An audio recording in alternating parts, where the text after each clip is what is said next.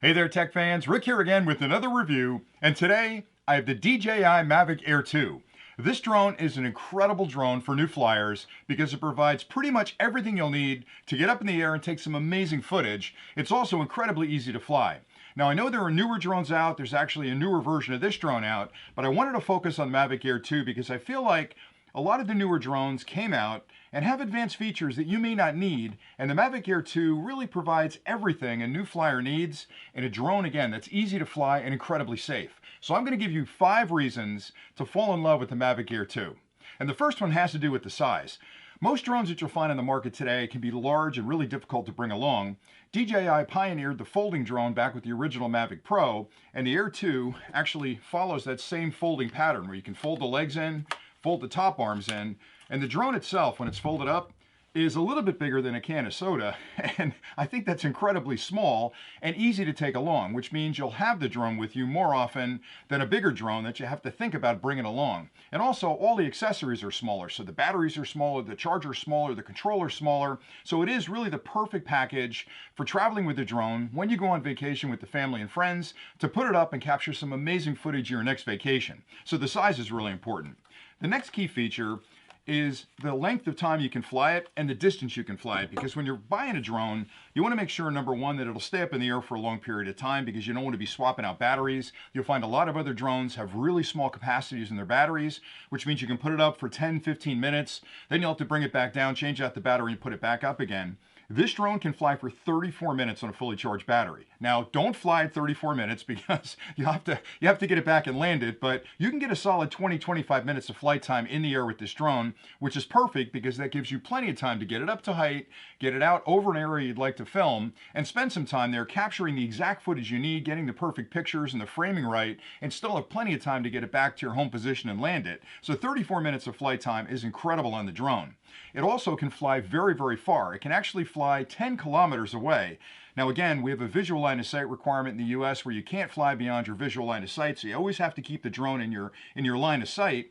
But knowing it can fly 10 kilometers means that when it's in close and there's a lot of interference from other Wi-Fi pops and maybe trees and buildings, you've got an incredibly strong signal, which means you're going to have a rock solid connection to the drone. So you'll never have to worry about this drone flying off and doing things you didn't expect, where again, a lot of other drones that rely purely on Wi-Fi could have those problems. And I've flown a bunch that have had those issues. So I love the fact that I've got a rock solid signal. I can fly it to the edge of my visual line of sight, which for me is about 2,000 feet away, maybe 2,500 on a good day, and still have a great signal connection to the drone. The other key thing that's important about that signal connection is that the visuals from the camera, the actual point of view from the camera that's being sent back from the drone, is displayed on your phone or your tablet, and you'll want to keep an eye on that because it gives you a view of exactly what the camera's pointing at. If you have a weak signal, that's the first thing to disappear. And not only will that eliminate the ability for you to see your target and actually focus on that particular subject and film that, but it also can put you in a panic mode because you've lost your visual. So it can be a really scary thing. This won't have that issue because, again, because of that strong signal. So that's really incredibly important. The next thing most drones that you'd want to consider really have to have is a better quality image. Now, if you're buying a drone to put it up to take pictures, you want to get the best possible pictures and video you can. The Mavic Air 2 has a half-inch sensor on it, which is a really big camera for a drone of this size, and it can record 4K video at 60 frames a second. Now, a lot of other drones on the market, in their advertising, will say they can record 4K video, but it's probably at 30 frames a second because it's not only the sensor that determines what kind of video resolution you can record, it's the processing behind the camera. So a half-inch sensor will record 4K at 60 frames a second, but it's important to have the electronics inside the drone that can process that video stream that's coming back from the camera and actually turn it into a file you can use. Again, 4K 60 frames a second, half-inch sensor on the front of the unit. The new Air 2S has a 1-inch sensor, which records even higher resolutions. But again, from the beginning, I said this is a great drone for new flyers because really 4K at 60 frames a second is great resolution for anything you're going to want to do. If you decide you want to fly commercially and use this to film homes or properties or whatever you want to use it for, weddings, those type of things, 4K at 60 is pretty much the standard most people are looking for.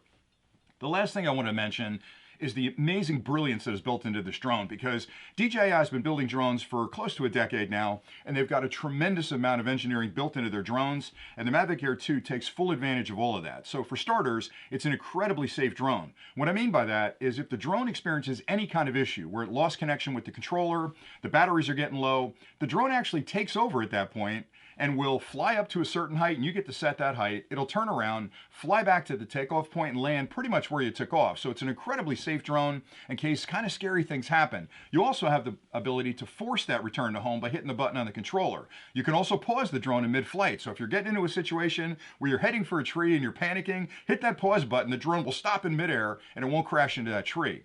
In addition to that, there's a tremendous amount of artificial intelligence built into the drone. So you can use this drone to track an individual. If you're out on your dirt bike and you're driving along, you can have the drone follow you and take some amazing footage. But in addition to following you, it's got crash avoidance built in on 3 sides. So it's front, back, and bottom, which means if you're getting near a tree or a building or a wall, it's going to pull back and not actually crash. So it's a really smart drone to keep it safe.